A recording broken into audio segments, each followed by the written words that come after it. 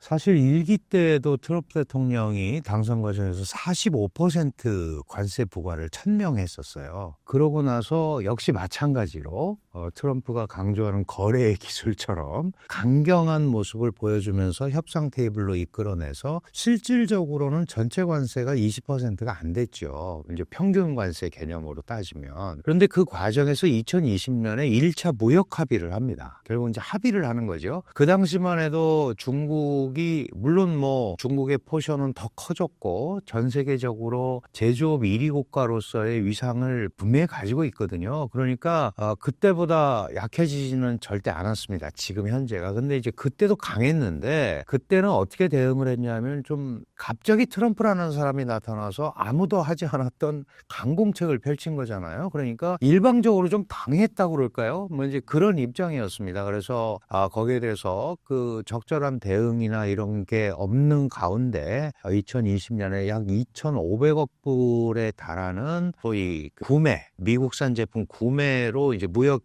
합의를 했죠. 근데 아시다시피 그러고 나서 코로나 팬데믹이 왔고 코로나 팬데믹의 영향으로 사실은 이제 교역량도 줄고 그러다 보니까 트럼프 대통령이 퇴임할 때까지 그랬죠. 중국은 미국에 대한 약속을 지키지 않았다. 실제로 보면 한 50%밖에 구매를 못한 걸로 그렇게 돼 있습니다. 그러니까 그때는 굉장히 수동적이었다. 근데 이번에는 준비를 많이 했죠. 왜냐하면 워낙 많이 트럼프 대통령이 얘기를 했었잖아요. 내가 당선만 되면 이렇게 하겠다고 그랬으니까 트럼프 대통령 발표 1시간 만에 보복관세 얘기를 바로 한 거예요. 그러니까 이번에는 준비를 했다. 그럼에도 불구하고 중국도 미국을 크게 거스르려고 하는 거는 아닌 것 같다라는 게 보여지죠. 예를 들면 15% 관세 부과한 거가 이제 중국이 필요로 하는 에너지 부분이에요.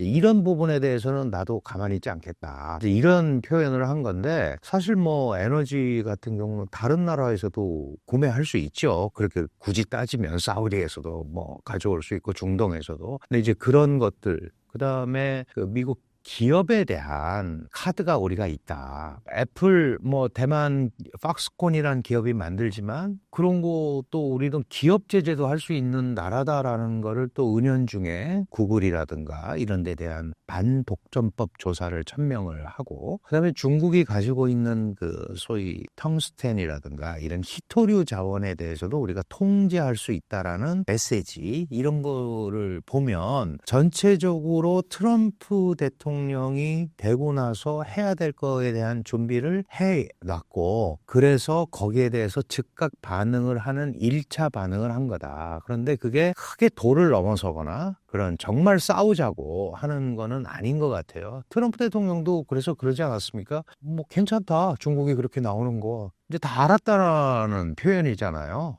그 정도로 나올 거로는 예상을 했었다. 이제 이런 개념으로 받아들여진 거니까 말씀드렸다시피 이제 협상을 위한 전 단계를 지금 서로 마련을 한 거다. 이 정도로 볼 수 있을 것 같습니다.